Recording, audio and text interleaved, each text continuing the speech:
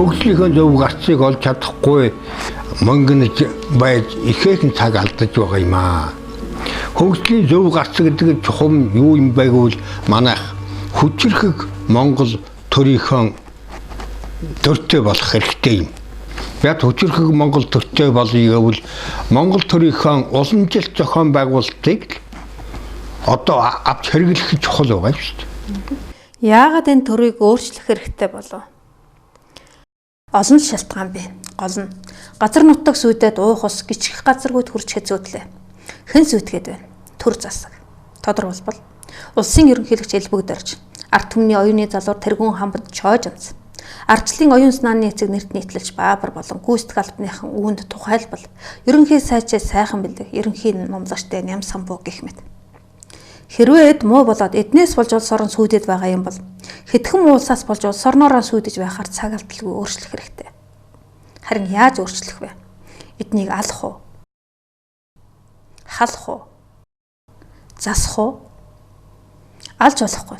Хэрвээ зэвсэг тэмцэлд бусдыг урайлан торхирвол үүмэн самуун дайн дажингийн эхлэл болно.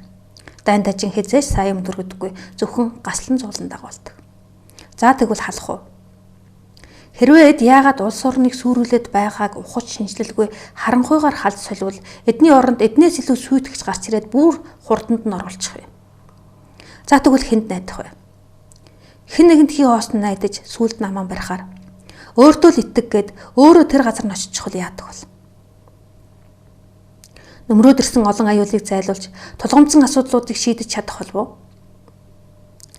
Чадна гэж өөртөө итгээд сонгуулийн кампанид ажиллаан зохион байгуулж ард олонны итгэлийг олоод тэр газар нь очтол магадгүй 1-2 жилийн дараа улс орон маань өөдлөх ус бүр уруудчихсан.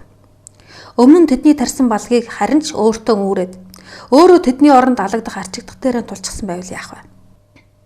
Тэгэхээр эхний хоёр дээр яарч ярих бус яаж засах вэ гэдэг дээр л тогтож ярих нь зүйтэй болж таарч байна. Сүйтгэлийн уг шалтгааныг тодруулж түүнийг арилгах боломжийг судалж үзэх цагт магадгүй та өнөөгийн бүх асуудлыг нэг мөр шийдэх аргад суралцаж нөмрөөд ирсэн аюулаас хамаагийг аврагч болон тодорч болох юм. Монгол хөвгшээ.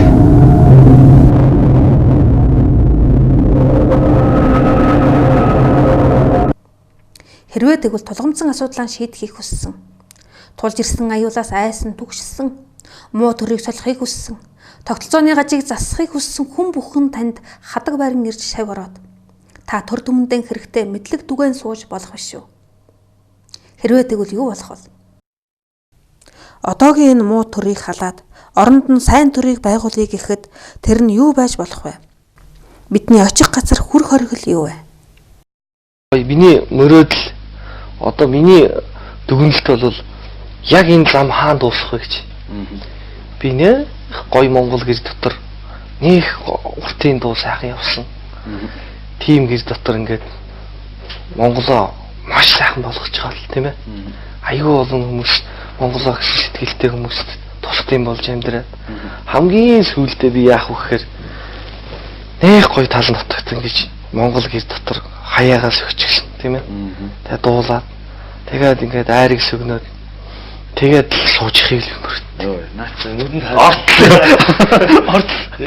ярьлаа. Би тэр замыг явж байгаа. Ганцхан жавхлан төдийгүй бас миний, магадгүй бас таны. Монголчууд бид бүгдийн хүсэл мөрөөдөл эцсийн хүрэх газар энэ л биш гэж юу? Гэхдээ энэ л энгүүн таваар амьдрал, эрх чөлөөд цэнгэл баясалд хүрэхийн тулд бидэнд хийх зүйл ихэ. Энэ сайхан жаргал нь хаашаа хулжин одоод унган сайхан байгаль нь яагаад эвдэрч сэглэгдэж эзэн биднийг түгшээх болов? Уудам дэлгэр хөдөө нутгийн энэ л таавар жаргал хаашаа хулжин одсноос Монголын хүүхэд залуус Улаанбаатарт ингэж өвдөж шаналлах болов?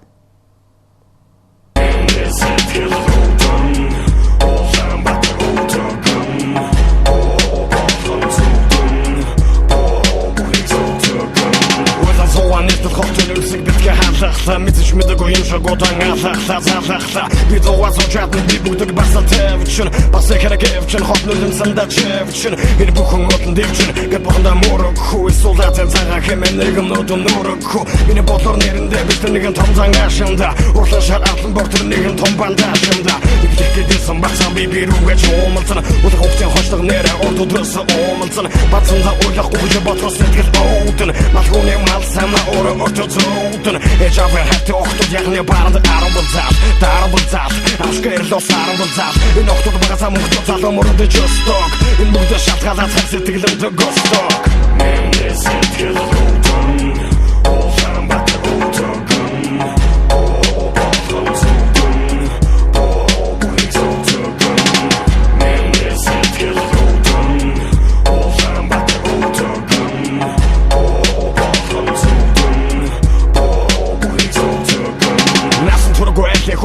Шилээ залардаг насан яваа шилэн хосоо дэхэр тэднэр баалардаг ахаар явсан заман нууруудан дандаа бууруудан агны төлөө амьдрал таван хууруудан төрсөн өдөр баярын өдөр мөнгө хохны баяр идэний дэч гэдэг нь улааны аяар бүгд мэддэг дахиад хэлээ агны хүзүү богин астам нэгэн орны өмнө тупан тавэдогэн мен сэтгэл руудан оолан бат руудан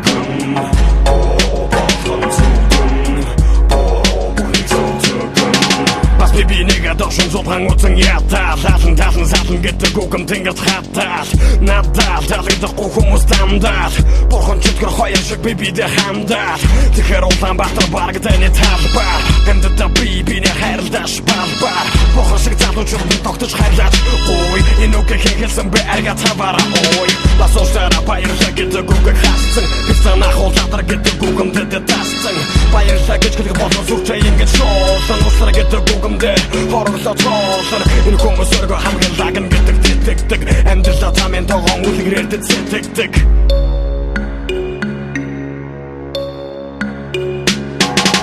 мен сэтгэл руудан оолан бат руудан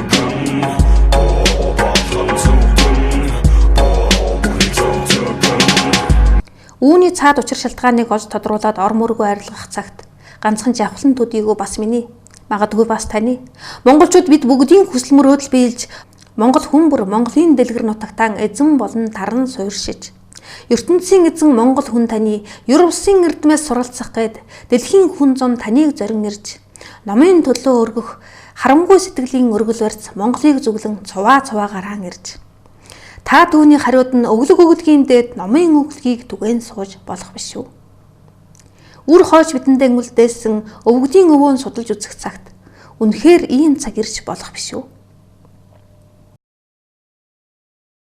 За тэгвэл өнөөгийн бүх сүйтгэл хямрал зовлонгийн цаад уг шалтгаан нь юу вэ гэдгийг хөөн тодруулах эрэлт мордъё. Эгоизм гэдэг чинь маш аюултай байхгүй. Хувиа бодох чинь ерөөсөө тэгэл энэ нийгэм энэ амьдралын ерөөсөө тэгэл сөнөх тавилан гэсэн үг байхгүй. Бид хувиа хизээж бодож болохгүй. Би сайхан амьдрна гэдэг эго хүрж ирсэн. Тэгээд ань зуухын төлөө газар ухаж, шавар нухаж, алх хадуур хурд жотоо гарын булчиндаа шүтэж, хүнд хэцүү ажил хөдөлмөр эрхэлсэн. Гэхдээ хүн гэдэг оюун ухаанд амтын болохоор ухаан байхад бираар яах вэ гэд хурд жотоо алх хадуураа хүнд хөнгөн механизмаар сольж, хүнд хэцүү ажил хөдөлмөрөө хөнгөвчлсөн. Ингэж техникийн дэвшил явагдаж, гарын булчингаан тархиараа орлуулсан хүндрэлтэн. Дэлхийн ээжийнхэн өрцгийг ярж баялаг олборлсон. Техникийн дэвшлэр газрын гүн рүү уралдан хөгжигдсөн гайхамшигыг бүтээн саранд хүрч сансарт аялсан ч дэлхийн ээжийнхэн ёолон шилгээх хөрвөөлтөд эцэст нь тэсч тогтох аргагүй төрсөн. Бас дээрэс нь газрын баялагын ёроол харагдан түгшээж, гамшиг зовлон араараасаа нүүрлэн түүвэж, цөмийн зэвсэглэл, цөмийн дан, цөмийн хаягдал гээд цөмийг хамарсан айдас бүгдийг түгшээж, айдас зөвхөн айдас ноёлуулсан хүн зун аврагч эснээ хүлээн Монголын зүг харуултана. Учир нь монголчууд энэ ертөнцийн эзэн гэдгийн өмнө нь хэдэнтэй батлан харуулсан. Мөн ертөнцийн эзний авираас амар жаргалаар өөрсдөө мөнхөд цэнгэн жаргасан. Сэр салхилсан сэрүүн бомбын орон. Бур салхилсан бурхан бомбын орныг замлан хорвоогийн зүрхэн газар байгуулж чадсан. Тийм л гайхамшигт үндэстэн болохоор нэг монгол хүн бүр нийт монгол үндэстэн хүн сүргийн эзэн, хүн төрлөختний тэр хүн билээ. Хүн сүрг гэдэг нь юу билээ гэвэл ертөнцийн эзэнд итгэдэг гэнэн номхнуудыг хэлдэг ажээ. Эзэн бол миний хончоо. Надад дутах зүйл нэг ч үгүй. Тэр намайг ногоон бэлчээр твтүүлж дүлгөөн усны дэрэгдүр хөдөлдөг. Тэр миний сэтгэлийг сэргээдэг. Тэр өөрийнхөө нэрийн төлөө зөвийн замаар намайг хөдөлдөг. Өхлийн харанхуй хөндийгөөр туулвч би хор хөнөөлөө сайхгүй. Учир нь та надтай хамт байна. Таны саваа, таны таяг намайг тайвшруулдаг. Та миний дайснуудын өмнө надад ширээ засдаг. Та миний толгойг тосоор тусалсан. Аяг минь дүүрч ярахдаг. Сайн сайхан хийгээд хайр инрэл насан туршид минь намайг лавтаяа дагнаа. Би эзний өргөөнд мөнхөд оршин суух болно.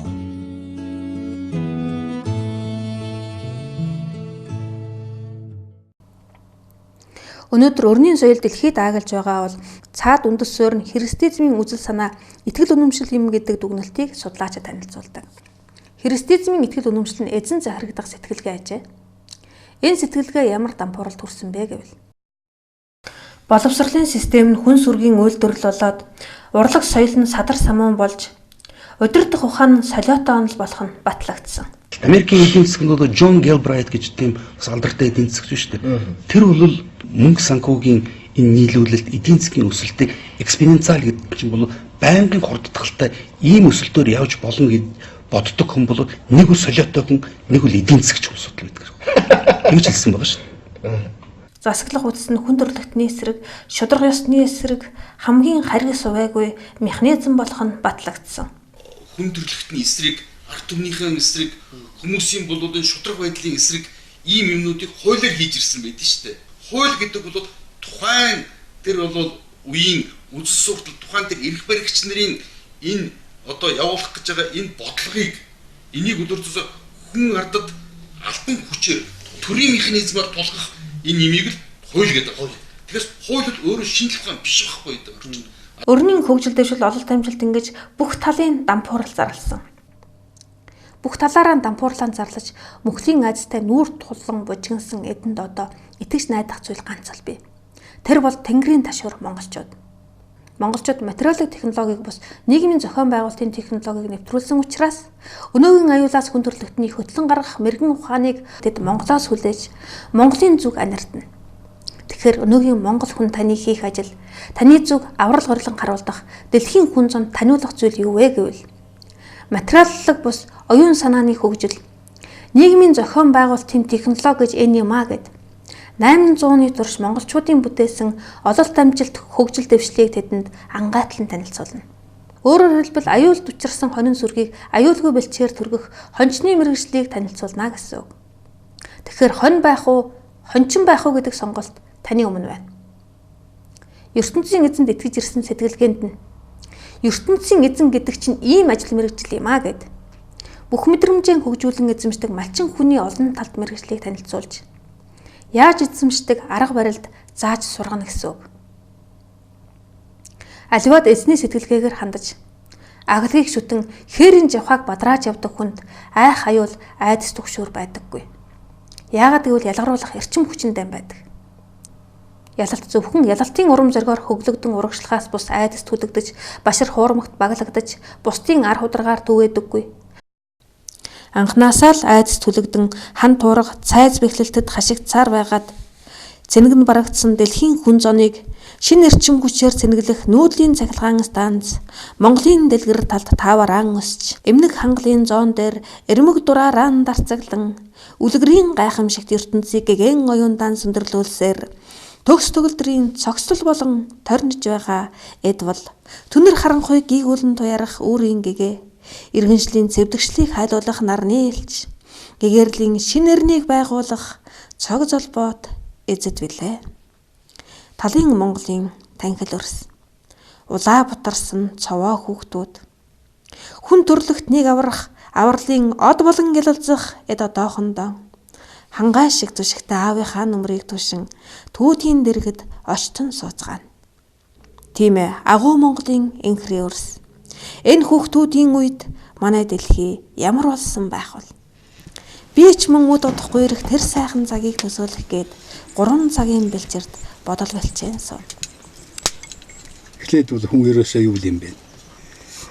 Яах гэж энэ орсонд ирсэн гэдгийг мэдрэх ёстой юм байна. Тэрний тулд л одоо би яах гэж энэ хүн болдог. Яагаад би ерөөсөө энэ өчнөө зүйлийн төрлийн амтан байж хаад яагаад тийм болов би хүн төрөлд дээрээс. Хэрвээ зүгээр бид нар яг өглөө ажилдаа явбал оройн ядарсан хүн ирээд өглөө ажилдаа явбал орой ядарсан хүн ирээд явах юм. Бид нэр хүн баг нохоо байх хоёрын нохоо илүү жаргалтай. Нохоо илүү жаргалтай шүү дээ. Тэгэхээр зэрэгтэй ингээд чөлөөтэй гараад үзэх хэрэгтэй. Тэгээ өөртөө байгаад үзэх хэрэгтэй гэсэн үг. Эхлээд яг бид нэр юу яах гэж ирвэ гэдгийг ойлгосныхаа дараа ад жаргал гэж юу вэ гэдгийг ойлгох хэрэгтэй. Яг жинхэнэ ад жаргал бол энд л байгаа шүү дээ. Өөр бидний ад жаргалыг хаанаас ч олохгүй шүү дээ. Хэрвээ олдог байсан бол тэр гадныхан чинь мөнгөнд хагаж цадаад байж байгаа хүмүүс чинь юу болоо гэж манай энэ төвхнийг амар баясгалан хийдийг ингээл янзын газар орныг ариун дагшин газар орныг үзээд яваад байгаа. Тэг чинь амхандаа лад жаргал хайгаад яваад байгаа. Тэгээд тэрийг би хаанаас олох нь вэ? Гадныхан дотроос бол Монголоос би ад жаргалаа олсон хүн гэдэг бол олон байдаг. Учир нь монголчууд гарын булчиндаан биш бодлын хүчиндээ найдаж ирсэн гэнэ. Хүний олноор бус сэтгэлийн тэнхээ оюуны бядар ялалт байгуулж ялалт зөвхөн ялалтын эзэд байсан гэнэ.